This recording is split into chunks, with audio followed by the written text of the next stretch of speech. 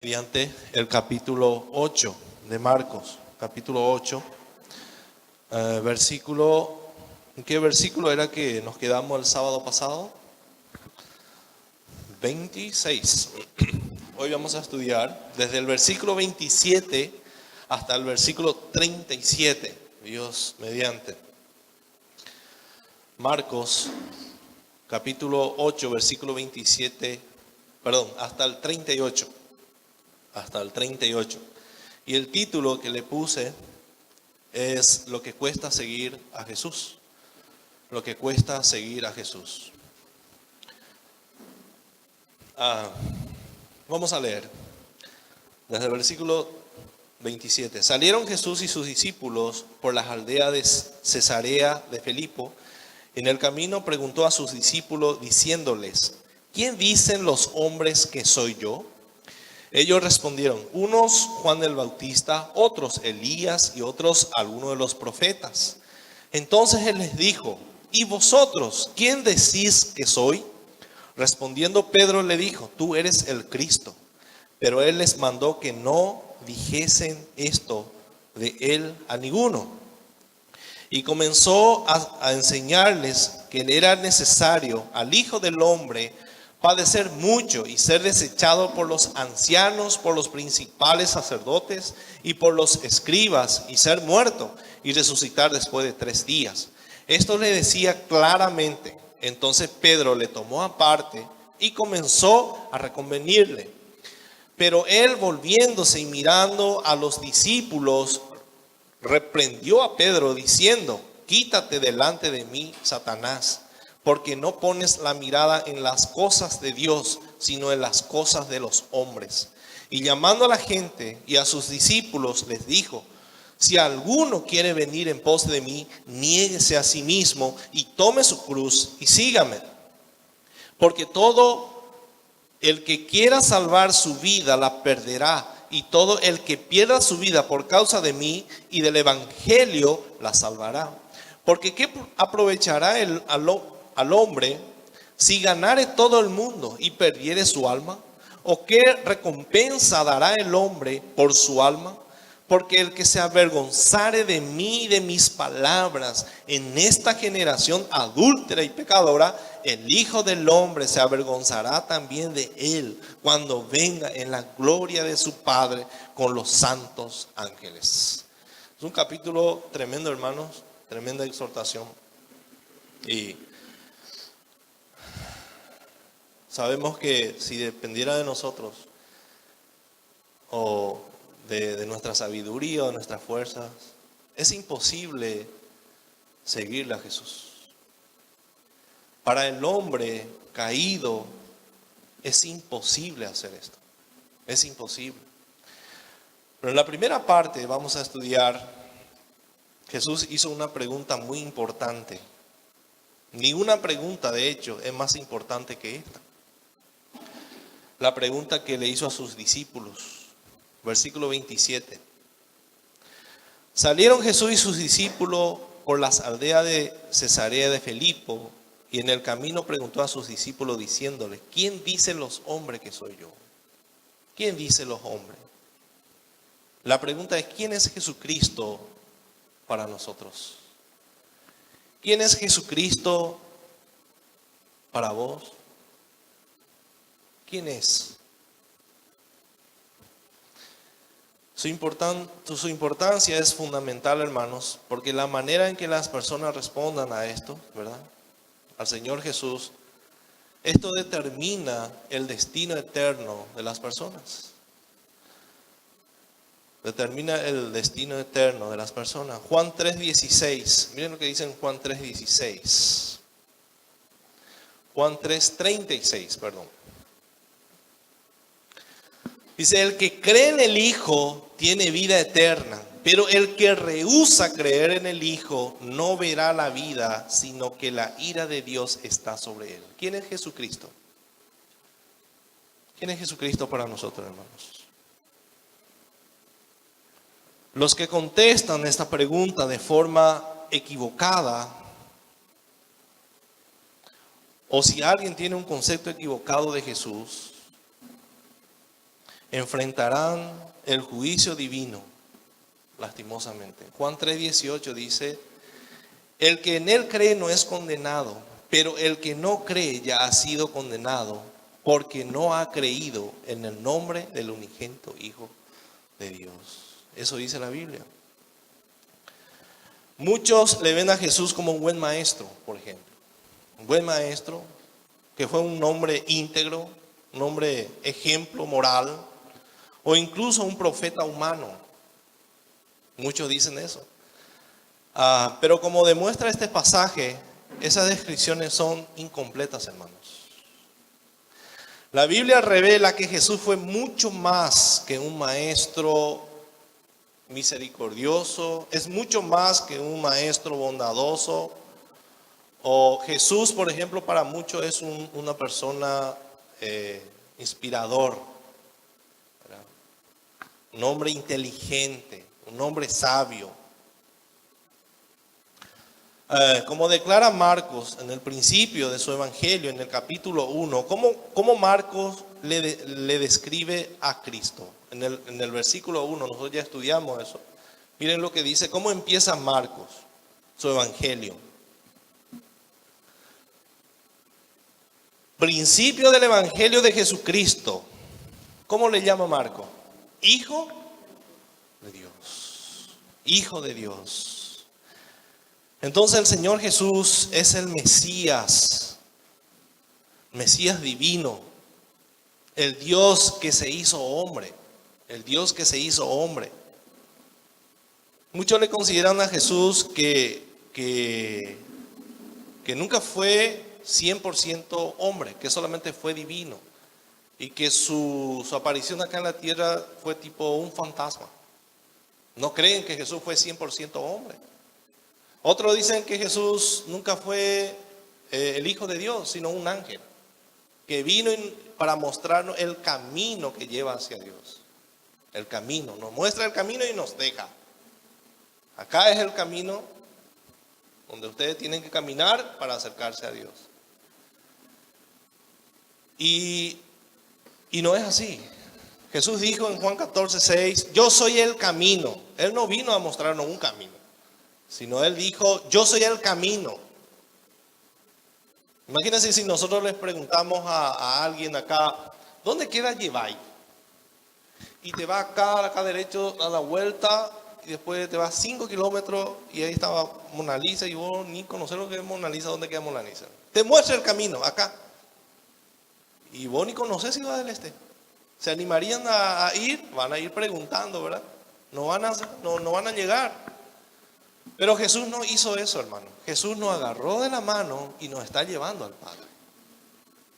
Él nos está guiando al Padre. Él es el camino. Él dijo, yo soy la verdad. Yo soy la verdad. Si ustedes buscan la verdad, busquen en la Biblia. Yo soy la verdad. Fuera de mí no hay otra verdad. Y el mundo dice, no hay verdad. No hay una verdad absoluta, dice, en el mundo se dice eso. Si nosotros predicamos este evangelio, que Cristo es la verdad, muchos no van a aceptar, o muchos no aceptan, porque no hay una verdad absoluta. Ustedes creen eso, pero yo creo otra cosa. Pero sí hay una verdad absoluta. Cristo es la verdad absoluta. Cristo, solamente Él. Si queremos encontrar la verdad, Cristo es la verdad. Él es la verdad. Yo soy el camino, la verdad. ¿Dónde puedo encontrar la vida? El ser humano caído, pecador. ¿Dónde puede encontrar la vida si la Biblia dice que está muerto en sus delitos y pecados? Solamente en Cristo. Porque también Él dijo, yo soy la vida. Yo soy la vida. No van a encontrar en ningún lugar. Yo soy la vida. Entonces ese es el concepto que debemos tener en Jesús, que Él es el Hijo de Dios, que vino como hombre y murió por nosotros. Juan dice en el Evangelio de Juan, capítulo 1, versículo 1 hasta el 3, le voy a leer, dice, en el principio era el Verbo, Vamos a cambiar este verbo por Jesucristo. Vamos a leer como Cristo, el verbo. En el principio era el Cristo, y el Cristo era con Dios, y el Cristo era Dios, porque Él es el verbo. Este era en el principio con Dios. Todas las cosas por Él fueron hechas, y sin Él nada de lo que ha sido hecho fue hecho. Nada, hermanos. El hombre no puede crear algo de la nada. Solo Dios pudo hacer eso, porque Él es Dios Todopoderoso. El versículo 14 de Juan 1 dice: y aquel verbo, que es Cristo, fue hecho carne. Se hizo como nosotros, una persona, 100% hombre. Y habitó entre nosotros, y vimos su gloria como el unigénito del Padre, lleno de gracia y de verdad. Y de aquí también nació el nombre de la iglesia, gracia y verdad. Si no sabía. Lleno de gracia y de verdad. Así es. Entonces, después de su último milagro en Bethsaida, la curación del hombre ciego que vimos el sábado pasado, desde el capítulo 8, versículo 22-26, Jesús y sus discípulos viajaron hacia el norte de Galilea. Salieron de ese lugar, viajaron hacia el norte de Galilea, recorrieron aproximadamente 40 kilómetros por las aldeas de Cesarea de Filipo. Entonces, la pregunta fundamental, hermano, de quién es Jesús, es el tema más importante de este pasaje. Podemos decir es el meollo, el principal de Marcos 8, versículo 27 al 33. Vamos a dividir en dos partes. Versículo 27, ya leímos. ¿Quién es Jesús? Como dijimos, tu respuesta determinará tu destino eterno. ¿Quién es Jesús para ti? Esa es la pregunta. ¿Quién es Jesús para mí? ¿Qué concepto tengo de Jesús? ¿Será que es solamente un buen maestro? O podemos decir, Jesús es el Todopoderoso. ¿Pero de verdad creemos eso? Jesús es el sabio, pero muchas veces nosotros queremos ser más sabios que Jesús. Entonces, ¿quién es Jesús verdaderamente para nosotros? Y podemos saber esto intelectualmente, pero las respuestas o lo que sabemos de Jesús, si decimos que Él es todopoderoso, santo, eso tiene que bajar en el corazón, no solamente en la mente. Porque cualquiera puede decir esto, que Jesús es santo, santo, santo, santo. Pero si no baja en el corazón, entonces eso no va a producir ningún cambio en nosotros. En saber nomás. Saber la información no produce cambio en las personas. Tiene que bajar en el corazón. Eso significa creer. Cuando yo digo que Dios es santo, entonces tengo que tener temor cuando voy a pecar. O cuando voy a hacer algo que no está dentro de su voluntad. Tengo que tener temor.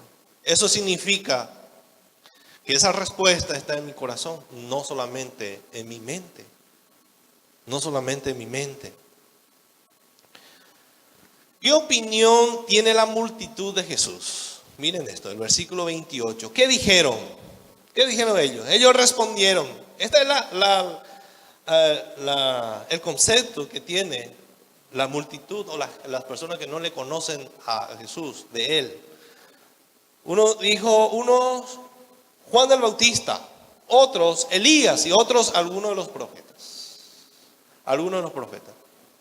O sea, imagínense si alguien te compara, o sea, yo le pregunto a Sebastián, por ejemplo, Sebastián, ¿qué dicen la gente de mí? Y vos sabés que de alguno dice que vos sos Juan el Bautista. Qué tremendo, ¿verdad? Otro, Sebastián me dice, algunos me dicen que vos sos profeta.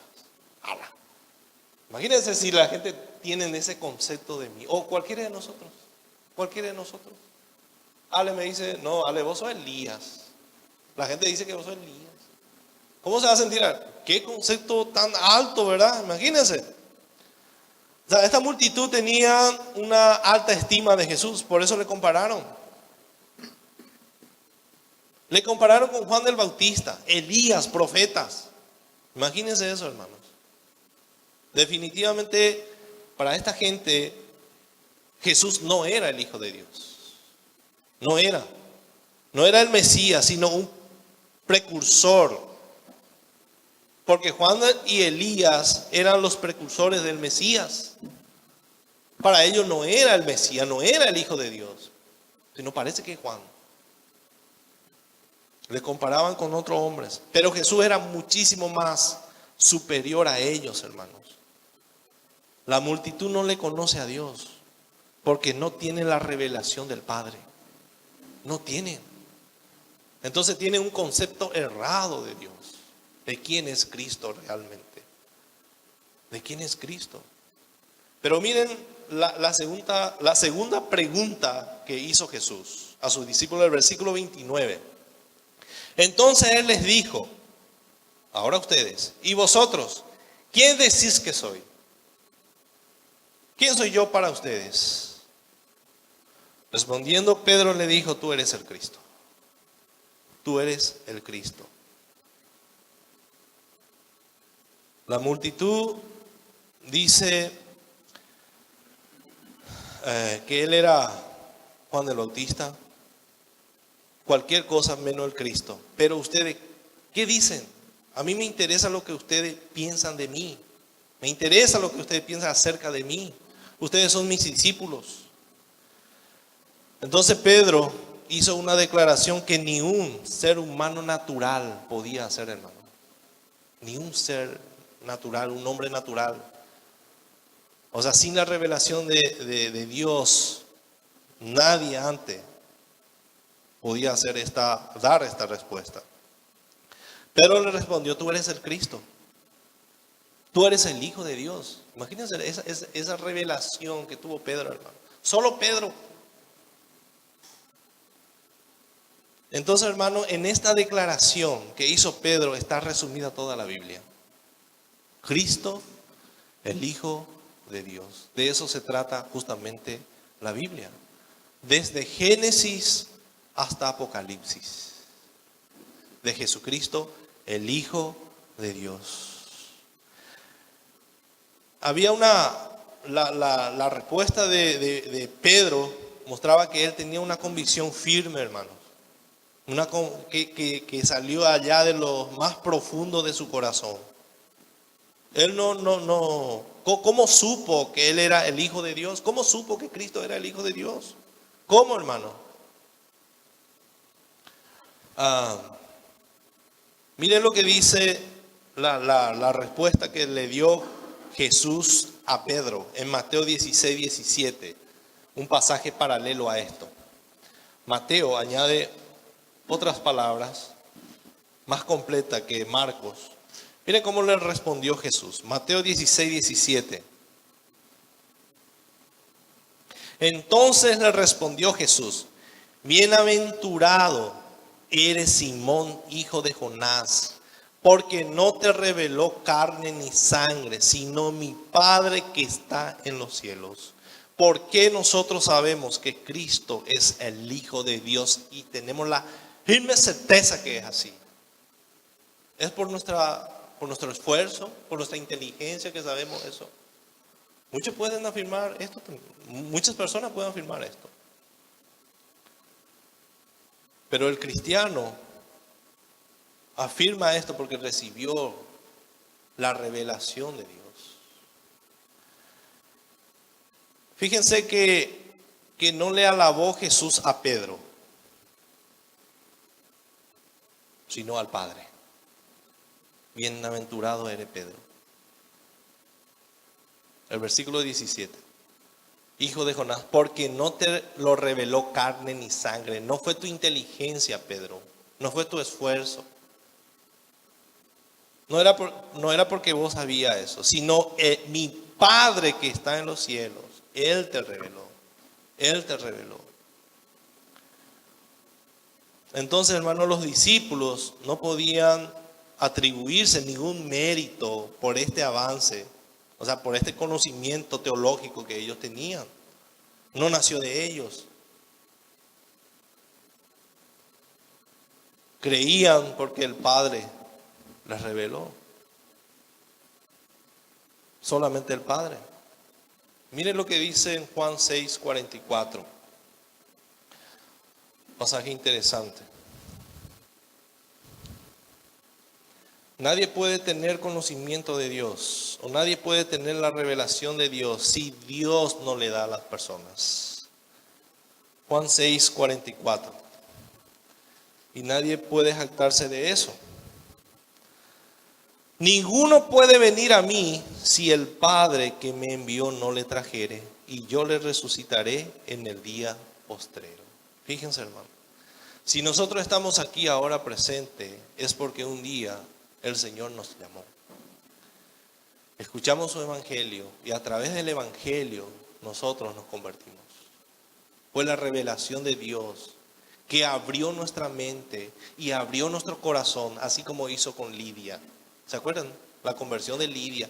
Él abrió el corazón de Lidia para que ella pueda entender el evangelio. ¿Se dan cuenta, hermanos, que el evangelio es el que hace todo? Por eso que nosotros tenemos que predicar el evangelio. Acá tiene que haber ministerio de evangelismo y estamos preparando. Y muy pronto le vamos a hacer la invitación. Va a haber ministerio de evangelismo. Todo aquello que se anima, vamos a orar acá, vamos a reunirnos, vamos a orar y vamos a empezar acá primero. ¿Cuántos se animan? ¿Amén? ¿Quieren hacer? Tenemos que hacer, hermanos. Porque es la única manera para que los inconversos se conviertan escuchando el evangelio de Cristo.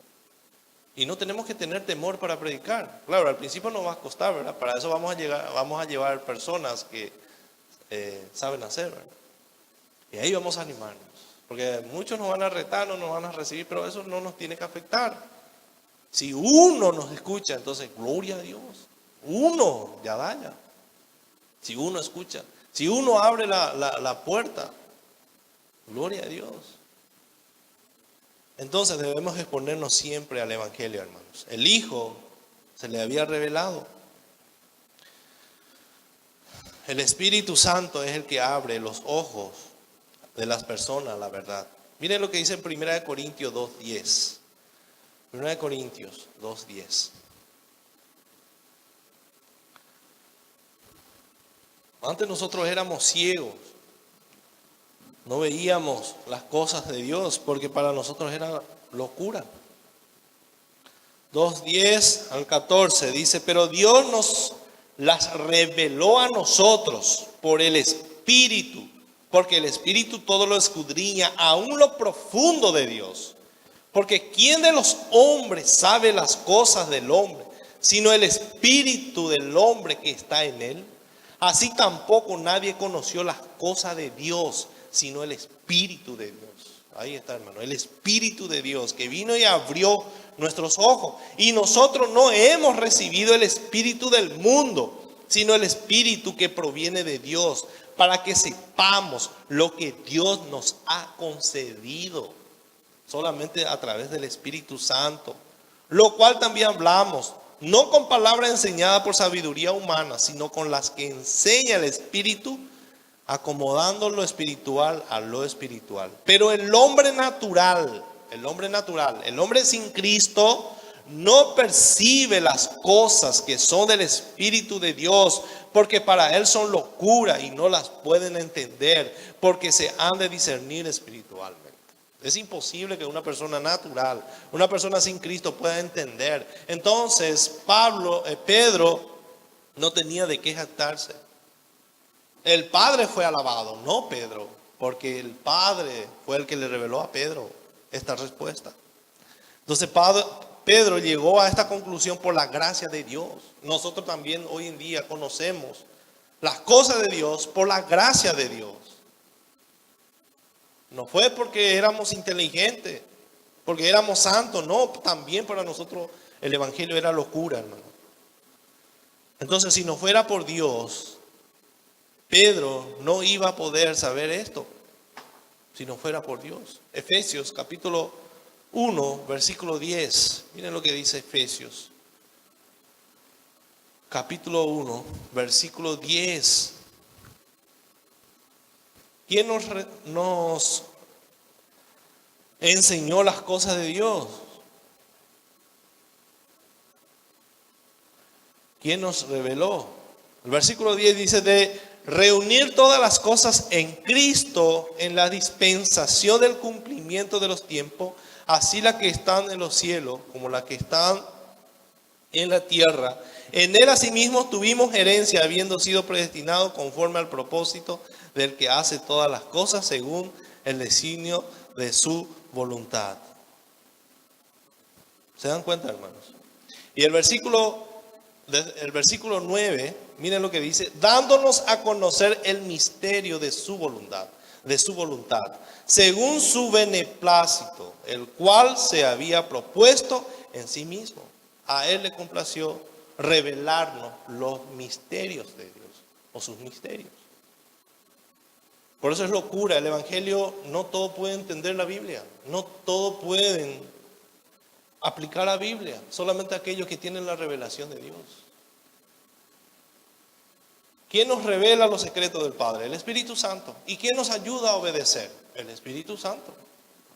Solamente Él. Por la gracia de Dios. Por la gracia de Dios. Entonces ninguno de nosotros, hermanos, no tiene nada de qué gloriarse. De qué gloriarse, sino ahora puede ver claramente lo que los otros no pueden ver, nosotros podemos ver, pero no por eso vamos a gloriarnos. Porque es la gracia de Dios lo que hace la diferencia en nosotros. Hay un himno que solemos cantar aquí, no sé si se van a recordar. Dice, profundo es el amor de Dios, profundo es el amor de Dios. Y Efesios habla de eso, profundo es el amor de Dios. Pablo dice, el gran amor de Dios. Porque imagínense, ¿quién de nosotros se atrevería o sería capaz de dar la vida de su hijo por delincuentes o por asesinos, por malvados que éramos nosotros? Nadie, hermano, nadie. Entonces profundo es el amor, es algo que no podemos entender. Cómo Dios decidió dar la vida de su hijo para rescatarnos. Y decía también este himno, dice, vergüenza tengo al escuchar mi voz entre las burlas. Vergüenza tengo. Y es lo que tenemos, vergüenza, hermanos. ¿Saben qué significa eso? Que si nosotros estuviéramos enfrente de la cruz, ahí enfrente de Cristo, cuando Él estaba siendo crucificado, también íbamos a gritar, crucifícale. Vergüenza tengo. Vergüenza. Porque yo también iba a hacer lo que hacían ellos. Por eso el amor de Cristo es profundo. Profundo es el amor de Cristo. Profundo es. Sabiendo yo que también iba a gritar, crucifícalo, danos a Barrabás. También íbamos a pedir por Barrabás. Hermanos, cuando éramos nosotros incrédulos, era por nuestra propia naturaleza pecaminosa. Por eso éramos incrédulos. El hombre pecó contra Dios. Fue desobediente a la ley de Dios. Pero ahora que somos creyentes, hermanos, ¿por qué somos creyentes? ¿Por qué? Por la misericordia de Dios. No por otra cosa, hermano. Por la misericordia de Dios somos creyentes. Creemos. Entonces, ¿qué concepto tienes de Jesús? ¿Qué piensas de Jesús? ¿Quién es Jesús para ti? Esa es la pregunta, hermanos. La primera parte. Y es una pregunta sumamente importante que debemos respondernos a nosotros mismos. Si yo te pregunto, y te hago esta pregunta, ¿quién es Jesús para ti? Yo sé que algunos de ustedes me van a decir, Jesús es mi Salvador. Yo te pregunto, ¿vives una vida de gratitud a Él? Si Él es tu Salvador. O me pueden decir que Jesús es tu Señor, por ejemplo. Jesús es mi Señor. Jesús es mi Señor. Es mi Salvador. Es mi Señor. Entonces te pregunto, ¿vives una vida totalmente entregada a Él? ¿A tu Señor? ¿Le sirves a tu Señor? Si me dices que Él es tu Salvador, eso ya dijimos, ¿verdad? O tu Señor, ¿vivimos con temor delante de Él si Él es nuestro Señor? Sabiendo que Él es el Hijo de Dios, el Creador de todas las cosas, ¿confiamos en Él? Si es todopoderoso para nosotros, ¿confiamos en Él? Verdaderamente depositamos toda nuestra confianza en Jesús, a pesar de que a veces no vemos salida a nuestros problemas. Depositamos totalmente, porque sabemos que Él es todopoderoso, Él es sabio. También la Biblia dice que Él es inmutable, no cambia. Entonces, hermanos, no son los conceptos lo que determinan si eres o no eres su hijo, sino la transformación que produce esa verdad que está en usted o que está en nosotros. No solamente un concepto bueno de Jesús, sino si esa verdad o verdades que hay, si hay en nuestro corazón, va a producir cambio en nosotros, hermanos.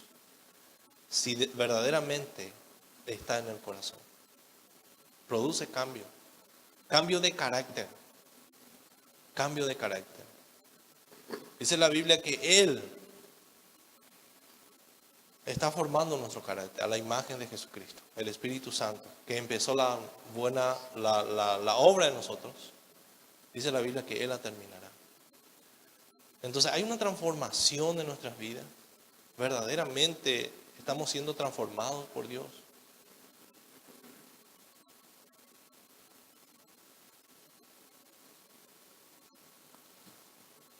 Pedro y los discípulos estaban ahí presentes. Ahora ya sabían que Él era el Hijo de Dios. Versículo 30 de Marcos. Ahora ya saben que Jesús es el Hijo de Dios. Versículo 31, miren lo que dice. Jesús anuncia su obra. ¿Para qué vino acá en el mundo? Jesús anuncia su obra. Ya saben su esencia, ya saben quién es Él. Ahora ellos necesitaban saber para qué vino Jesús. Versículo 30. Ya reveló su naturaleza Jesús, ahora va a revelar su obra. Versículo 31 dice, y comenzó a enseñarle que Él era necesario, que le era necesario al Hijo del Hombre padecer mucho y ser desechado por los ancianos, por los principales sacerdotes y por los escribas, y ser muerto y resucitar después de 3 días. Y nosotros leemos esto tranquilamente, ¿verdad, hermanos? Pero imagínense a sus discípulos escuchar esto de parte de Jesús. Seguramente casi murieron de infarto, ¿verdad? Le fue muy chocante. Sabían que era el Cristo, pero que tenían que morir, ni idea tenían de eso. O sea, ni se imaginaban que Jesús tenía que morir. Ellos pensaron que Jesús vino para derrocar al imperio romano y que Él iba a establecer su reino acá en la tierra. Ese concepto tenían sus discípulos. Sí, nosotros creemos, Señor, tú eres el Hijo de Dios, pero morir no. Morir no. El Hijo del Hombre.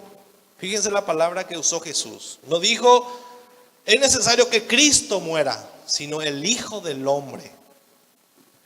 Justamente estaba usando una profecía de Daniel. Miren lo que dice Daniel 7, versículo 13.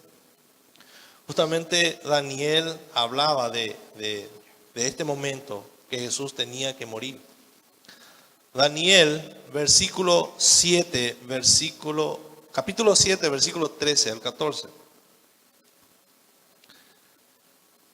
Dice Daniel 7, versículo 13 hasta el 14. Miraba yo en la visión de la noche, y he aquí con las nubes del cielo venía uno con un hijo del hombre. Ahí está. Venía como un hijo del hombre, que vino hasta el anciano de días, y le hicieron acercarse delante de él. Y le fue dado dominio, gloria y reino para que todos los pueblos, naciones y lenguas le sirvieran. Su dominio es dominio eterno que nunca pasará, y su reino uno que no será destruido.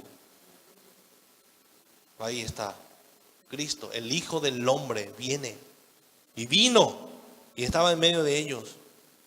Entonces Jesús es aquel, hermano, a quien le fue dado dominio, la gloria y el reino. Y nunca va a pasar, nunca va a terminar este reino. Pero ese Hijo del Hombre tenía que morir, tenía que morir. Él no iba a ser derrotado por estas personas. Jesús no fue derrotado por los fariseos, por los judíos, ni por los romanos. No dice eso la Biblia. Su muerte, hermano, era una necesidad. Tenía que morir el Hijo de Dios, el Hijo del Hombre.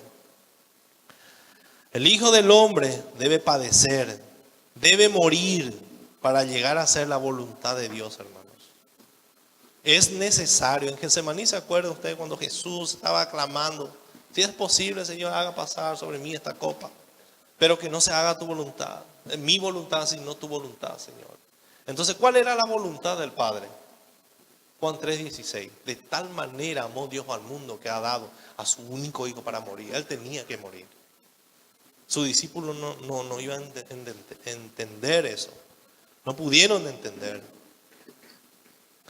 Como dice un predicador, Jesús vino a ganar perdiendo. Jesús vino a ganar perdiendo. La Biblia dice que todos somos pecadores, hermano, y que la paga del pecado es la muerte. ¿Quién vino a pagar esa paga por nosotros? ¿Quién vino a dar su cheque, a cubrir esa deuda que teníamos con Dios? ¿Quién vino? El hombre no iba a poder hacer eso. Jamás. La paga del pecado es la muerte y ya estaba establecido eso. ¿Quién entre los seres humanos estaba libre de pecado? Nadie. Todo lo que nacía hasta ahora está bajo la condenación del pecado. ¿Paga Cristo o paga el pecador en el infierno? Hay dos salidas nomás. O sea, una sola salida para el pecador. ¿Paga Cristo la deuda o el pecador en el infierno? ¿Y qué pasó? La luz vino al mundo y le amaron la gente. No, amaron más las tinieblas. Cuando salimos a predicar,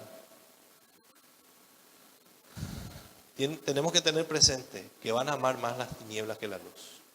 Cuando le hablemos de sus pecados, que Dios aborrece los pecados. No es tanto así. Prefiero vivir en mis pecados que ir en tu iglesia. No. Tenemos que tener presente, saber eso, que las personas van a actuar así. Entonces el Hijo de Dios vino, hermanos, a pagar ese precio por nosotros. Nosotros éramos culpables, Cristo era el inocente. Entonces el inocente por los culpables. Imagínense todo lo que hizo. El santo por los pecadores. Él llevó en él nuestros pecados, para que nosotros fuésemos justificados por su muerte en la cruz. ¿Saben qué hizo Dios, hermano? Nos salvó de él. Eso es lo que hizo Dios. Nos salvó de Dios. Porque la ira de Dios estaba sobre nuestras vidas. Entonces Él nos salvó de ahí. Nos salvó de su ira. Nos salvó de su ira. No hizo esto. Apártense ustedes. Porque mi ira va a venir sobre el mundo. La ira de Dios está a punto, hermano. Está a punto. Va creciendo. Y la paciencia de Dios. Entonces Dios nos sacó de ahí. Esa es la gracia, hermano. La gracia de Dios. Imagínense, estamos libres de la ira de Dios. Estamos libres, hermanos. Pero fíjense, Cristo tenía que morir. Tenía que morir. Pero gloria a Dios que ahí no termina la historia. Así como el Hijo del Hombre tenía que morir, así también era necesario que resucitara. Era necesario. Miren lo que dice a continuación. Y ser desechado por los ancianos, por los principales sacerdotes y por los escribas, y ser muerto. Él tenía que morir, pero también tenía que resucitar después de 3 días. Esta era la señal que el Padre aceptó el sacrificio de Cristo. Aceptó el sacrificio de Cristo. Resucitó Cristo. Y gloria a Dios por eso. Por eso también nosotros tenemos esperanza, hermano. Que resucitaremos con Él cuando Él venga en su gloria. Porque Él resucitó. Él resucitó. Él murió por nosotros, pero también resucitó para darnos vida. Y esta es la mejor noticia para todos los creyentes. Que Cristo resucitó de entre los muertos. Esta tiene que ser la mejor noticia para nosotros. Esta tiene que ser la motivación para nosotros de vivir una vida alegre, feliz. No mirando otras cosas, sino que Cristo resucitó de entre los muertos. Por eso tenemos esperanza, hermanos. Esperanza de vida eterna. Esperanza de vida eterna. Como decía Paul Tripp, dice esta frase: nadie tiene el poder para detener a este Salvador. Ni siquiera la muerte. Ni siquiera la muerte tiene el poder para detenerle a Cristo. Y en 1 Corintios 15:55 dice: oh muerte, ¿dónde está tu victoria sobre el Hijo del Hombre? No, ni la muerte. ¿Dónde está tu victoria? Oh muerte, ¿dónde está tu aguijón? ¿Dónde está? No hay. Para Cristo no, nadie le puede detener. Él resucitó. El versículo 32. Miren lo que dice el versículo 32. Esto le decía claramente a su discípulo que Él tenía que morir y que también iba a resucitar. Claramente, para que ellos entendieran y confiaran en Cristo. Entonces Pedro le tomó aparte y comenzó a reconvenirle. Oíste, Pedro. Jamás, ¿verdad? Y Pedro escribió, no tenemos que olvidarnos que Pedro es el que estaba relatando este pasaje a Marco. Marco estaba escribiendo. Imagínense Pedro relatando esta parte. Qué vergüenza, ¿verdad? Lo que Jesús le iba a decir.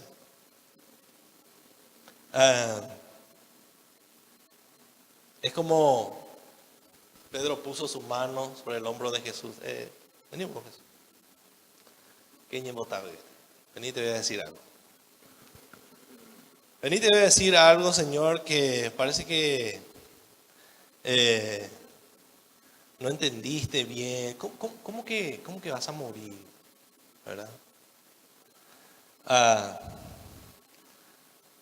Y dice el versículo 32, tomó aparte y comenzó a reconvenirle. Pero él, volviéndose y mirando a los discípulos, respondió a Pedro diciendo: quítate delante de mí, Satanás. Quítate, porque no pones la mira en las cosas de Dios, sino en las cosas de los hombres. ¿Cuántos se identifican con Pedro, hermanos?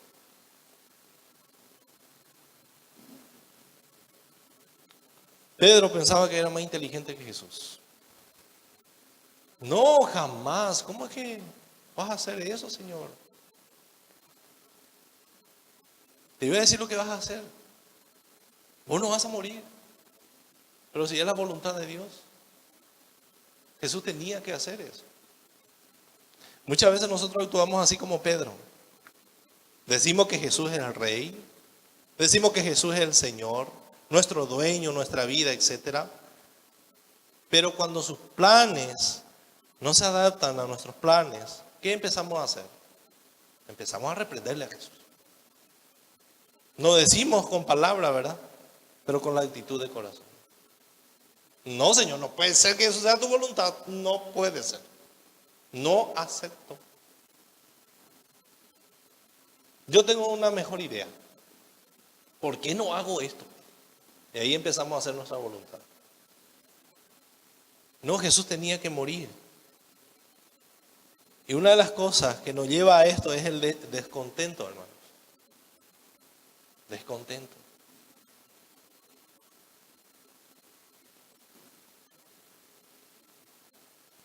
Porque preferimos hacer nuestra voluntad que la voluntad de Dios. Y Jesús le dice: apártate de mí, quítate delante de mí, Satanás. ¿Se acuerdan cuando el diablo le tentó a Jesús en el desierto?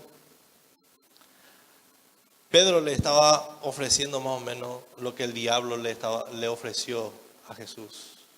Si tú me adoras postrado ahí, yo te voy a dar todo esto. Todo esto es para ti. Todo esto es para ti. Y más o menos eso es lo que Pedro le estaba diciendo a Jesús. Él no quería que Jesús pasara por la cruz. No quería. Pero Jesús tenía que pasar. Por eso le dijo, quítate delante de mí, Satanás. Porque es la misma cosa que me ofreció Satanás en el desierto. Yo tengo que pasar por la cruz. Porque es la voluntad de Dios. Yo tengo que hacer eso. Lo que Pedro estaba haciendo, le estaba ofreciendo la misma oferta, una corona sin cruz. Que el plan de Pedro era mejor que el plan de Dios. Eso es lo que Pedro estaba diciendo. Hay solamente dos maneras, hermanos, para hacer las cosas en este mundo. La manera de Dios o la manera del hombre. ¿Qué preferimos hacer? ¿Qué es mejor? ¿Hacer a la manera de Dios o hacer a nuestra manera? Es mucho mejor que Dios. ¿Por qué? Porque Él es perfecto. Su voluntad es perfecta. Buena y agradable, dice la Biblia. Pero nosotros somos tan tercos que no sabemos esperar, que no aceptamos su voluntad muchas veces. Nos parece que está mal y empezamos a actuar contraria a la voluntad de Dios. Nosotros no somos más inteligentes que Dios, hermanos. Entonces Jesús ni pensó por la oferta de Pedro, ni pensó, hermano. No daba ni para pensar. Jesús sabía, era diabólica. Diabólica era lo que Pedro estaba diciendo. Su plan era diabólico. Entonces un evangelio, mis hermanos, que ofrece una corona sin cruz es diabólico. Y uno de ellos, que nosotros sabemos, es el evangelio de la prosperidad. Ese sí ofrece una corona sin cruz. Una corona sin cruz. Todos aquellos que quieren seguir a Jesús tienen que pasar por el sufrimiento. No hay atajos. No hay atajos. Miren lo que Jesús o Pablo le dijo a los filipenses. Filipenses 1:26. Todos los cristianos, hermanos, tenemos que pasar por pruebas, situaciones difíciles.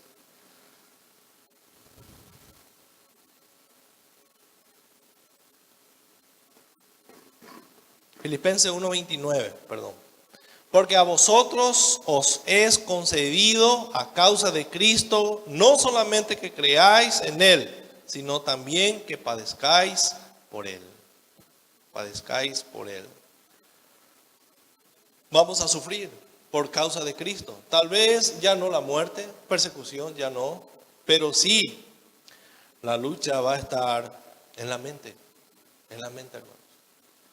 También el autor de Hebreos dijo, no habéis todavía luchado hasta la muerte, hasta la sangre, dijo. O sea, durante que vivamos acá en la tierra vamos a tener que luchar contra nosotros mismos. La más grande lucha que tenemos ahora es contra nosotros mismos, no contra otros, no con Satanás, sino contra nosotros mismos. Esa es la más grande lucha que tenemos, hermanos. Y todos los días tenemos que lidiar con eso. Todos los días. Con nuestro egoísmo. Decía Spurgeon, si hoy no lidio con mi egoísmo, mañana ya está hasta acá. Con mi orgullo. Y es cierto eso. Todos los días, hermano. Todos los días.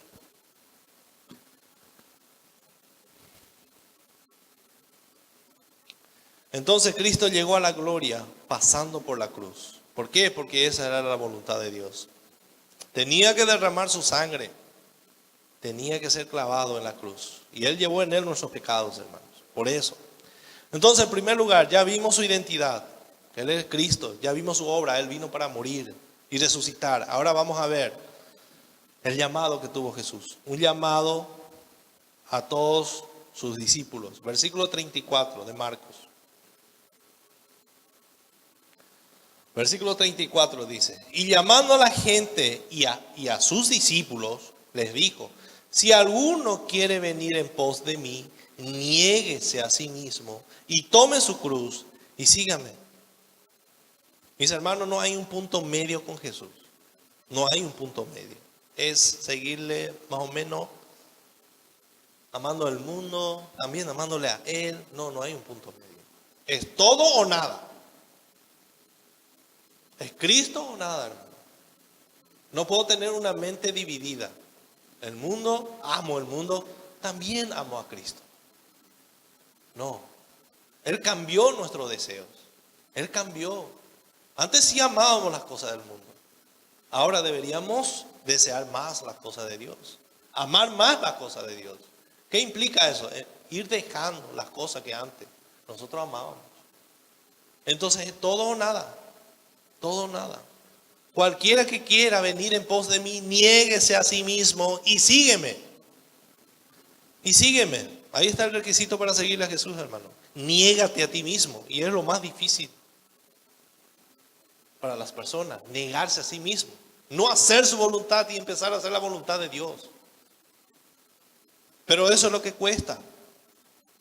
Ese es el precio que tenemos que pagar.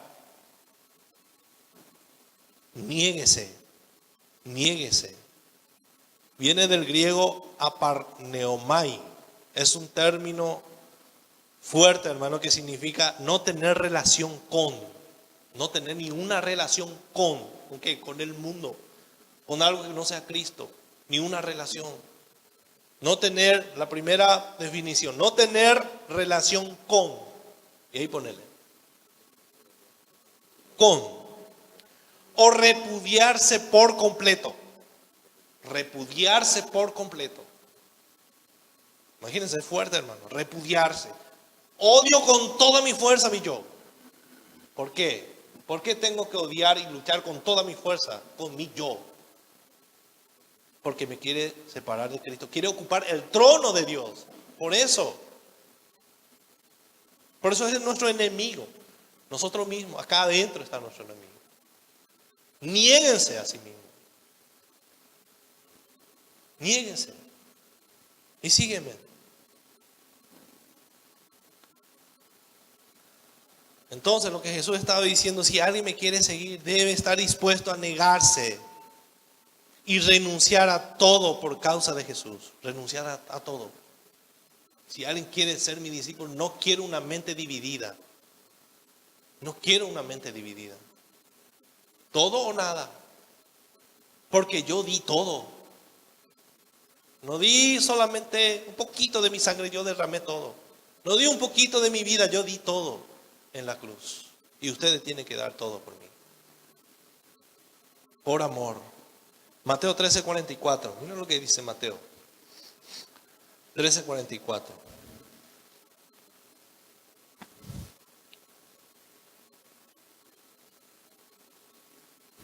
Dos parábolas hasta el 46. Un tesoro, el tesoro escondido.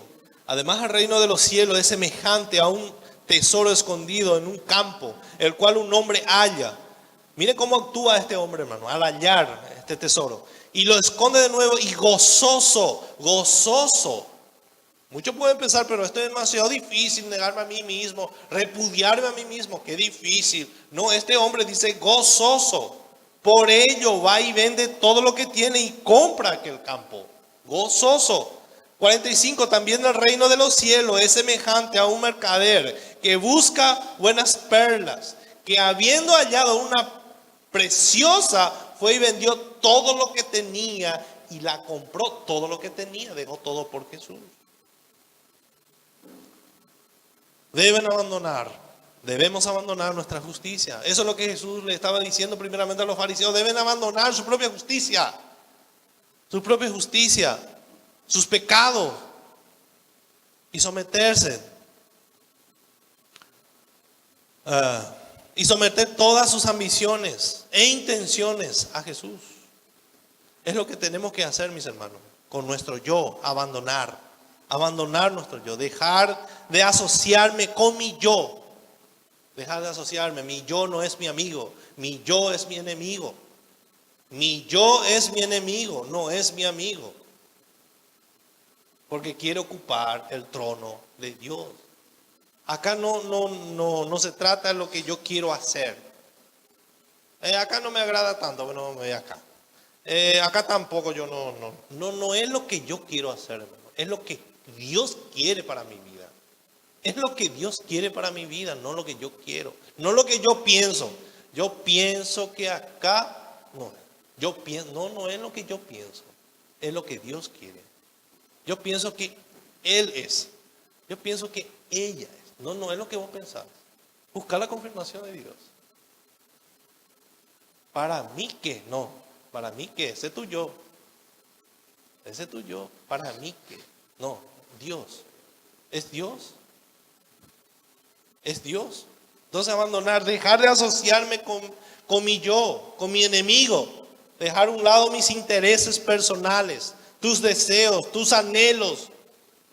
Y debemos abrazar los valores y debemos abrazar los deseos de Jesús. Eso no quiere decir que no vamos a estudiar, no vamos a hacer nada en el mundo, solo Jesús. No, dejar de amar, dejar de amar, dejar de amar. Y amarle a Jesús, amar su propósito. Entonces, mis hermanos, ya no podemos estar viviendo nuestra propia vida. Nuestra propia vida ya no es nuestra vida. Eso es lo que en primer lugar tengo que sacar de mi mente. Es mi vida, decíamos antes. Yo voy a hacer todo lo que yo quiera con mi vida. ¿Ya escucharon eso? Es mi vida. No, ya no es tu vida. Es de Cristo. Es de Cristo. Entonces debemos arrepentirnos y empezar a vivir para la gloria de Cristo. Desde hoy en adelante. Ya no es tu vida. Es la vida de Cristo. Es la vida de Cristo. Romanos 14:7. Miren lo que dice. Romanos 14:7.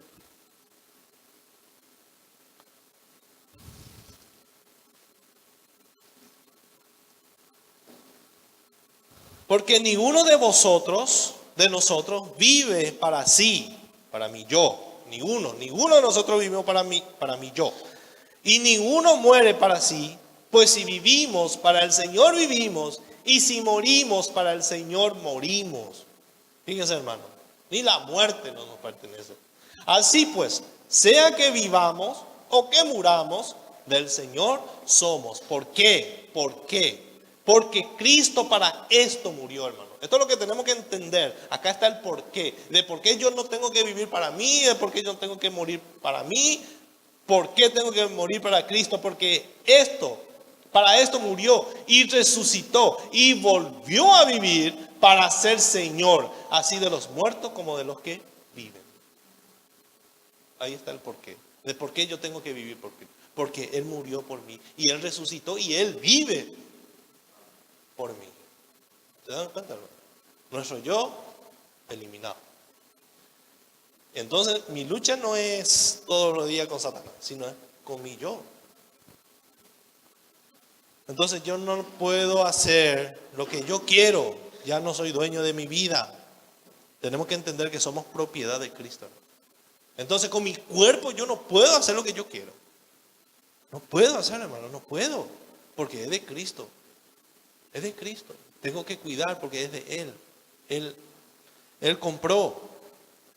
Entonces la cruz, hermanos, en aquella época, fíjense lo que Jesús le estaba diciendo: tomen su cruz y síganme. Imagínense eso. La cruz no era algo que nosotros ahora compramos y colgamos acá, ¿verdad? En nuestro cuello. No era eso.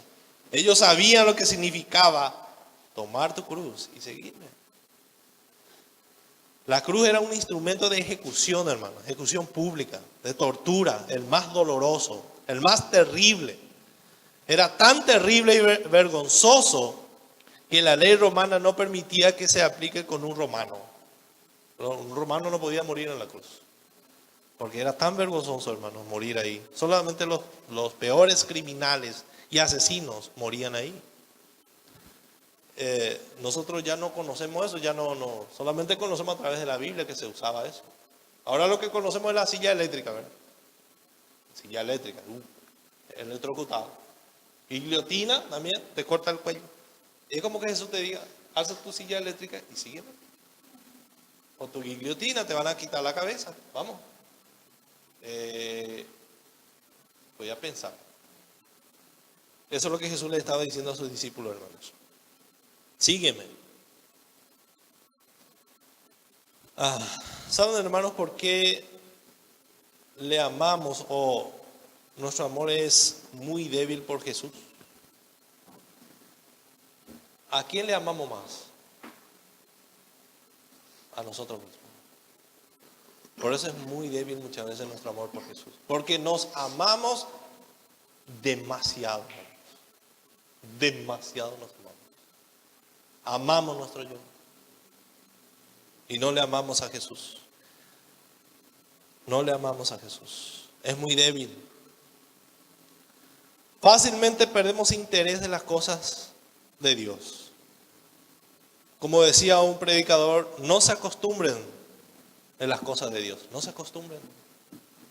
Cuando algo es ya normal para nosotros, a veces ni oramos por la comida. ¿Verdad que sí? Normal. Normal. Me acuerdo un tiempo, cuando salimos recién de otra iglesia, la doctrina de la gracia era el boom. La doctrina de la gracia.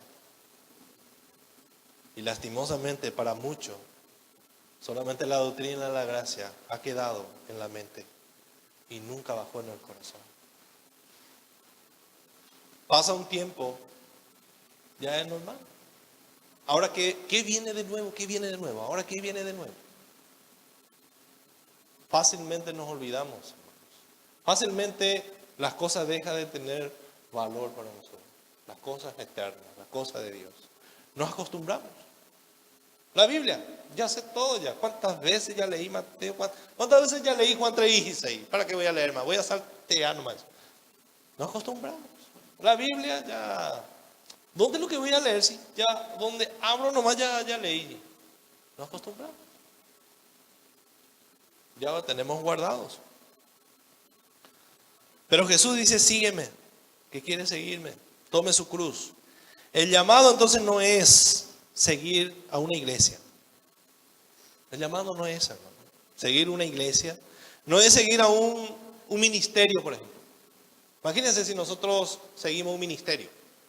No, acá no hay ministerio, yo me voy allá. Allá lo que hay ministerio. Voy a decir. Allá. No, acá no hay sala de bebé. Allá sí, entonces yo allá lo que voy a estar.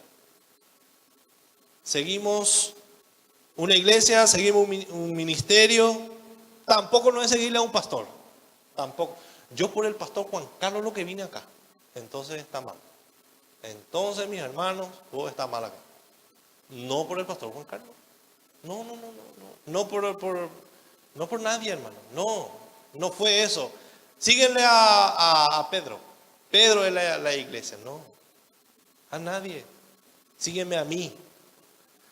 Niéguese a sí mismo. Tome su cruz y sígueme. A mí. A Cristo le seguimos, hermano. A ninguna iglesia. A Cristo. No estamos acá porque demasiado da gusto en gracia y verdad lo que es tremendo. Ni alabanza cuando tenemos acá. ¿Qué es lo que va a dar gusto acá? Si no es por la palabra, entonces pocos se van a quedar.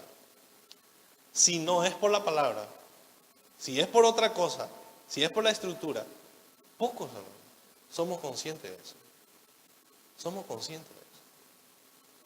Entonces no es seguir a alguien, o no es seguir un ministerio, es seguirle a Cristo, hermano. Es seguirle a Cristo. Ya no mis propios deseos, no lo que yo quiero. No lo que yo quiero. Acá se trata de lo que Dios quiere. Si Dios quiere que yo esté acá, bueno, acá tengo que estar. Si me dicen andate allá, bueno, andate allá. Por eso algunos dicen, Dios me dijo que yo tengo que estar allá. ¿Y qué le puedo decir a esa persona si él me está diciendo que Dios me dijo? ¿Quién soy yo para retenerle si Dios ya le dijo? Imagínense si yo trato de decir, hermano, quédate. Imagínense si hago eso, hermano. Si Dios ya le dijo para que se vaya allá, entonces ¿quién soy yo? Yo no sé si la persona dice la verdad o no, pero si él me dice o una persona me dice, Dios me dijo, entonces ¿quién soy yo para decirle no? Ahora, si alguien me dice, creo que siento, ahí sí otra cosa, ¿verdad? Siento. No. Sigue a Cristo. Sigue a Cristo. Entonces la salvación, mi hermano, es por gracia. Es por gracia. Pero sí tenemos que pagar un precio por seguir a Jesús. Sí tenemos que pagar el precio, negarnos a nosotros mismos. Ese es el precio, tal vez el precio más alto. Tal vez muchos estarían dispuestos hasta a dar su vida, pero pocos son los que pelean con su yo. Pocos son los que pelean con su yo. Tenemos que luchar ahora con nosotros mismos. Antes éramos aliados, ¿verdad? Aliados de Satanás, de nuestros malos deseos. Hacíamos la voluntad de la carne, dice la Biblia, pero ahora debemos hacer la voluntad de Dios. Obedecer a Dios y buscar hacer su voluntad. Su voluntad. Así como Cristo clavó su cuerpo en la cruz, también yo debo clavar mi yo en la cruz. Tiene que morir mi yo. Y yo no quiero que ustedes vean como un castigo de Dios esto, hermano. No. ¿Saben qué esto es? De negarme a mí mismo, de luchar con mi yo. Esto no es un castigo de Dios. Ahora ustedes van a también sufrir. Van a sufrir. No, hermano. Es una gracia de Dios. ¿Saben lo que Dios quiere hacer? Librarnos de nosotros mismos. Librarnos de nosotros mismos. Solamente eso. No es un castigo. No tenemos que ver como un castigo, como Dios es malo. Yo sufrí, ahora también ustedes van a sufrir. No. Sino una gracia de Dios, hermano. Lo que Dios quiere es librarnos. Por eso dice, niéguense a sí mismos. Niéguense, no es una carga. No debería ser una carga. El hombre que encontró el tesoro gozoso, o sea, feliz, quitó el yo y tiró. Feliz. Pablo dijo, ya no vivo yo, mas Cristo vive en mí. Ahora estoy feliz, ya me voy a morir, Timoteo. La corona incorruptible me espera allá. Qué tremendo, Timoteo, ya me voy a morir. La muerte para mí es ganancia. Para muchos sigue siendo pérdida, ¿verdad? Porque nos amamos demasiado. Versículo 35 al 38. Porque todo el que quiere salvar su vida. Miren el versículo 35, 36, 38. Ahí está el por qué. Tengo que negarme. Ahí está el por qué. Dice el versículo 35, ¿por qué? Versículo 36, ¿por qué? Versículo 38, ¿por qué? ¿Por qué tengo que negarme a mí mismo? Empieza el por qué. Todo el que quiera salvar su vida la perderá, y todo el que pierda su vida por causa de mí y del evangelio la salvará. Porque ¿qué aprovechará al hombre si ganare todo el mundo y perdiere su alma? ¿O qué recompensa dará el hombre por su alma? No tiene nada que dar por su alma. Porque el que se avergonzare de mí y de mis palabras en esta generación adúltera y pecadora, el Hijo del Hombre se avergonzará también de él, cuando venga en la gloria de su Padre con los santos ángeles. Una advertencia terrible, hermanos. Terribles. Terribles. Entonces, ¿por qué debemos negarnos a nosotros mismos? Porque debemos seguir a Jesús. ¿Por qué tengo que tomar mi cruz? En primer lugar, versículo 35. El Señor. Acá lo que el Señor estaba haciendo, hermano, expuso la naturaleza del verdadero discipulado. El verdadero discípulo. ¿Cómo es el verdadero discípulo?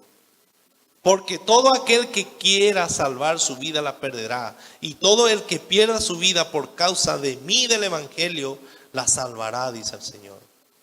Entonces, quienes no están dispuestos a hacer esto, a rendir sus vidas a Cristo, eligiendo el lugar de eso, muchos no aceptan y se aferran al pecado, a la ambición egoísta. O muchos quieren ser aceptados por el mundo. Un día, dice el Señor, su alma estará en la muerte eterna. Su alma morirá eternamente. Aquellos que no quieren rendir sus vidas a Cristo perderán su alma. Solo el cristiano puede rendir su vida a Cristo gracias a Dios. Que tenemos una nueva naturaleza que nos lleva a eso, hermano. Pero muchos se rehúsan, y se rehúsan porque ama al mundo, hermano, ama al mundo. ama al mundo.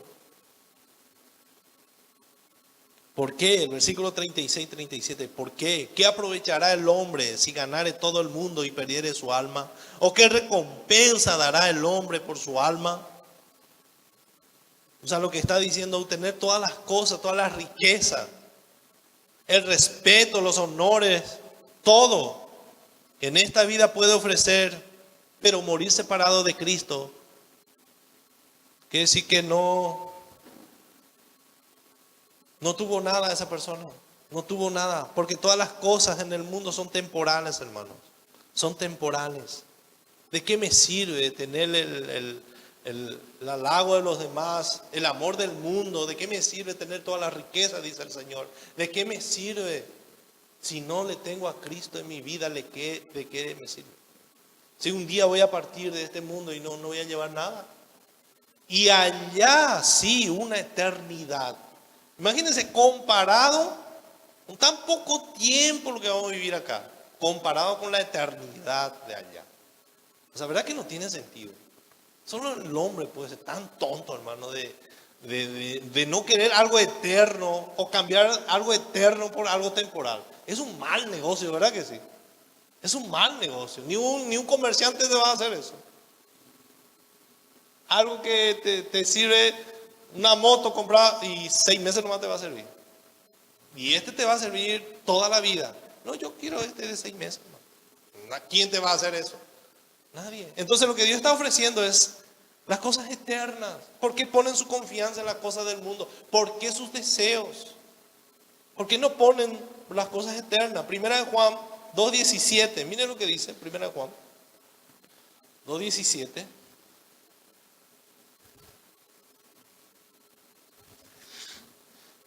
Estos versículos tienen que marcar, hermano, tienen que marcar en su Biblia, para que todos los días podamos leer, para que podamos recordar.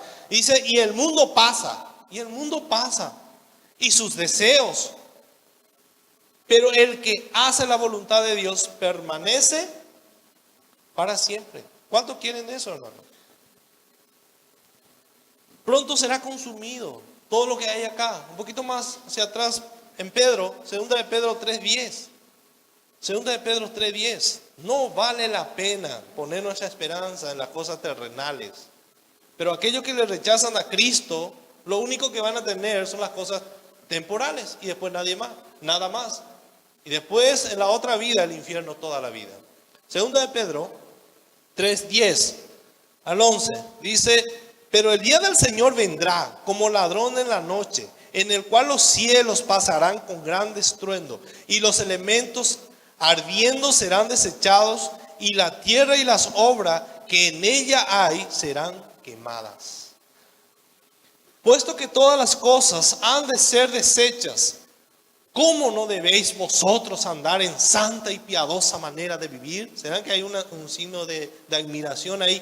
¿Cómo no debéis vosotros andar en santa y piadosa manera de vivir, esperando y apresurándoos para la venida del Señor, en el cual los cielos, encendiéndose, serán deshechos, y los elementos, siendo quemados, se fundirán? Pero nosotros esperamos, según sus promesas, cielos nuevos y tierra nueva, en los cuales mora la justicia. Pedro estaba diciendo, ¿por qué ponen su esperanza en las cosas temporales? ¿Cómo no debéis vosotros andar en santa? De una manera, de una vida piadosa. ¿Cómo? Dice. Si todas las cosas un día van a desaparecer.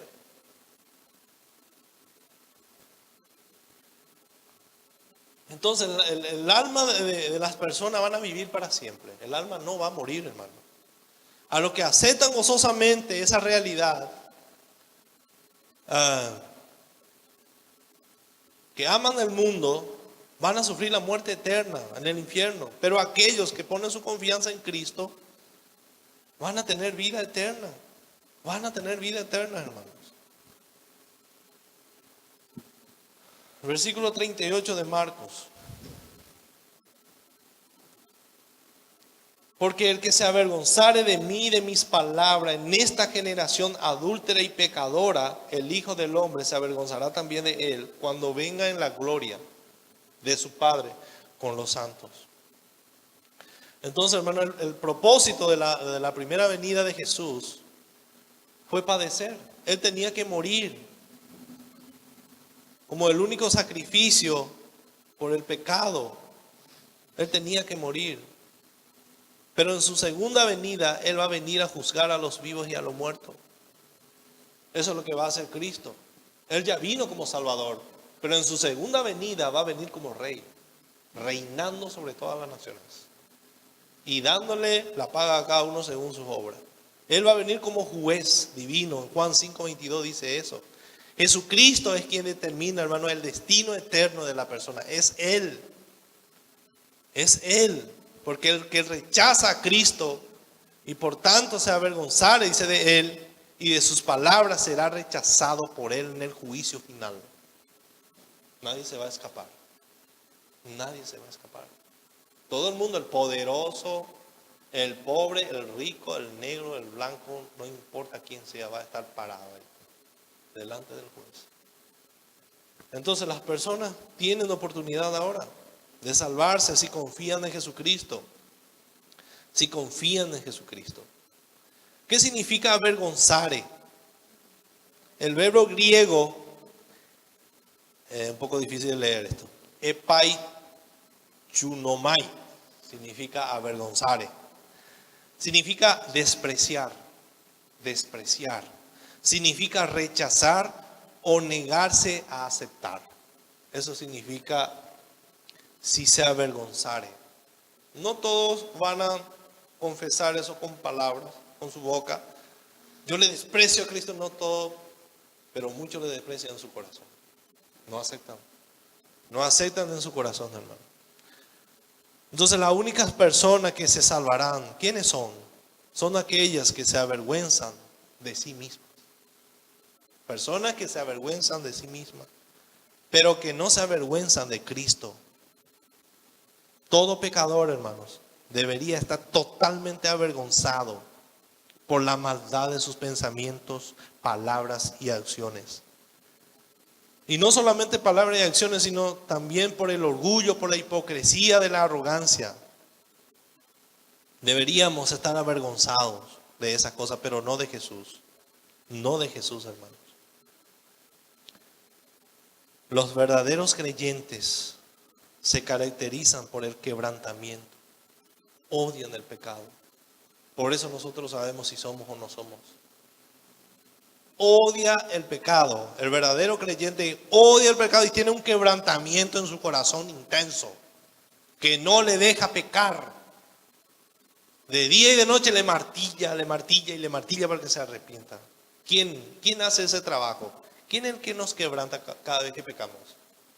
Es el Espíritu Santo. Esa es la confirmación, hermano. Vivimos quebrantados. Otra característica es la humildad. El cristiano reconoce que no merece nada. No merece nada. No soy nadie.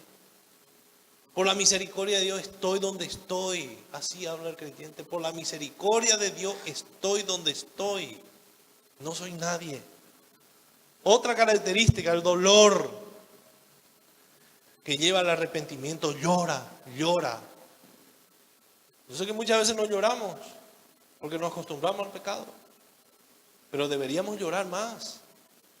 Deberíamos llorar más, hermano. Sin embargo, los que no son creyentes se avergüenzan.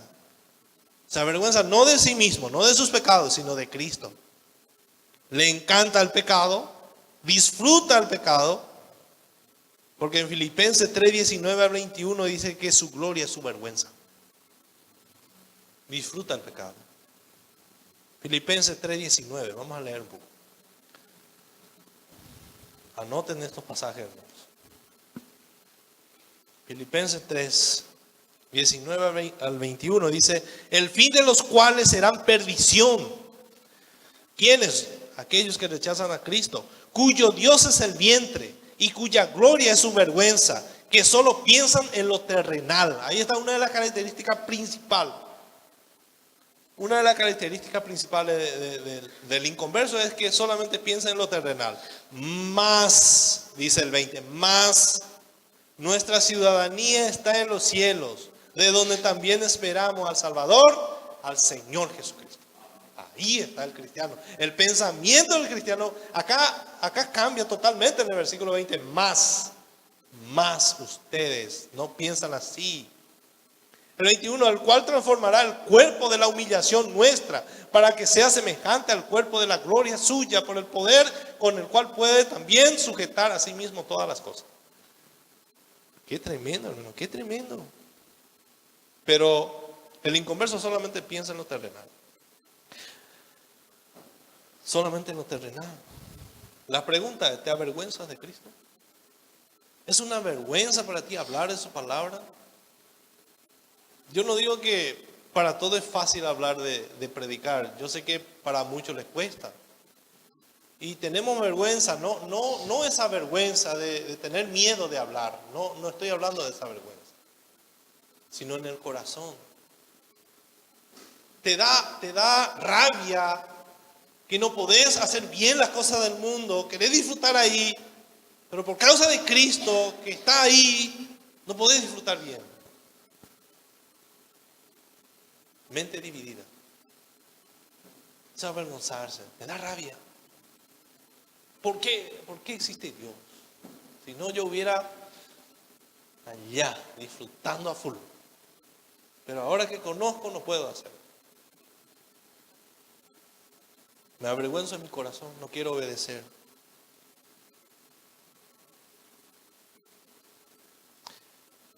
Pero aquellos hermanos que obedecieron la invitación del Evangelio y aceptaron al Señor Jesucristo en fe, en humildad y en arrepentimiento, jamás serán avergonzados, jamás.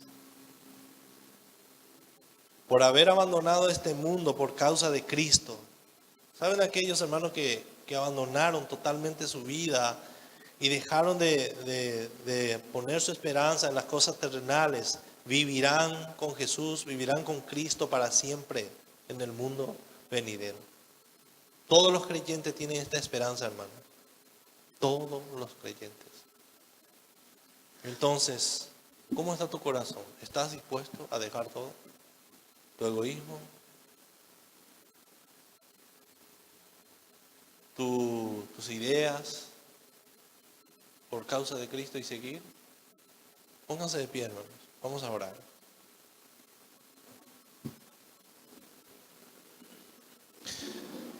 Dice en Apocalipsis 21:7, el que venciere heredará todas las cosas, y yo seré su Dios, y él será mi hijo. El que venciere. Gracias a Cristo, nosotros somos más que vencedores. Solamente los cristianos van a llegar hasta el final. Solamente los cristianos verdaderos heredarán la tierra prometida.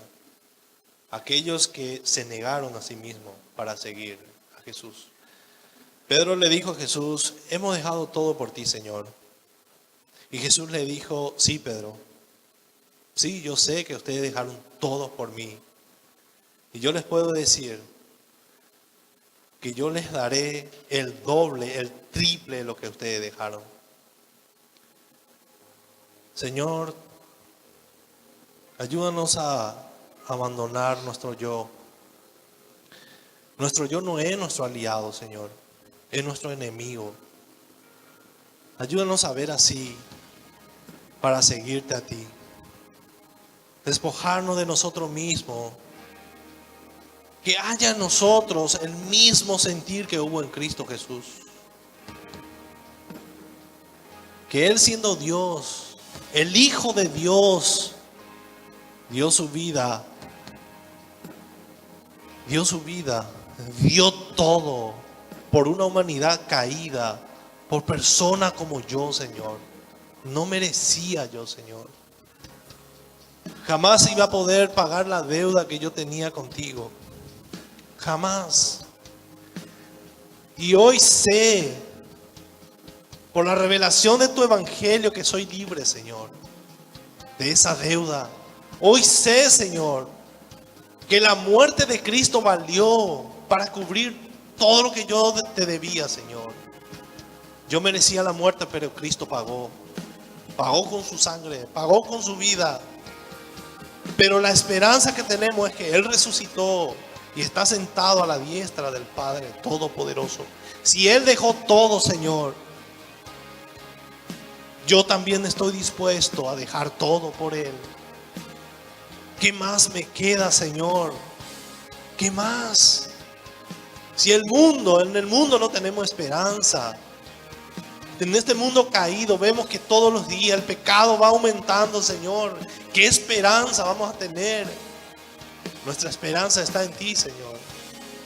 Ayúdanos, Señor, a negarnos a nosotros mismos, a dar todo por ti, Señor. No queremos seguirle a nadie, no queremos seguir, Señor, nada, sino a ti queremos seguirte. Que tú seas, Señor, nuestra guía. Que nuestra esperanza pongamos en ti, nuestros ojos pongamos en ti, Señor, y en nadie más, en ninguna persona, Señor. No, Señor, solo en ti. Así como este hombre encontró este tesoro y gozoso vendió todo lo que tenía, así también nosotros queremos seguirte gozoso, Señor, sabiendo que hay una gloriosa morada, Señor, que tú estás preparando para nosotros. La nueva Jerusalén. La nueva Jerusalén. Y tú vendrás a buscarnos, Señor. Pero que esto sea una realidad de mi vida, Señor. Que baje mi corazón y que pueda transformar mi vida por completo, Señor. Mi forma de pensar, mi forma de vivir, todo lo que yo sé, que baje mi corazón y transforme mi vida, Señor. Yo quiero darte valor a ti y dejar de dar valor a las cosas terrenales, Señor. A las cosas terrenales son temporales y van a ser destruidos, dice Pedro. Van a ser destruidos. Pero tú eres eterno, Señor. Y nosotros somos eternos. Y viviremos contigo eternamente. Y te damos gloria a ti. Gloria a ti, Señor. Porque somos tus hijos. A ti sea la gloria, Señor. A ti sea el poder y la majestad. Y ayúdanos para que podamos vivir para tu gloria, Señor. Porque fuimos comprados. Porque para esto vino Cristo. Para morir. Para resucitar. Y para vivir. Para esto vino Cristo. Para que nosotros podamos servirle ahora. Y ser su siervo, ser su esclavo. Por amor. Te doy gracias, Señor, por mis hermanos. Gracias por esta familia, Señor. Ayúdanos a que podamos motivarnos con esto, Señor. No hay otra cosa que nos pueda motivar más que esto. Que tu venida está cerca, Señor. Maranata.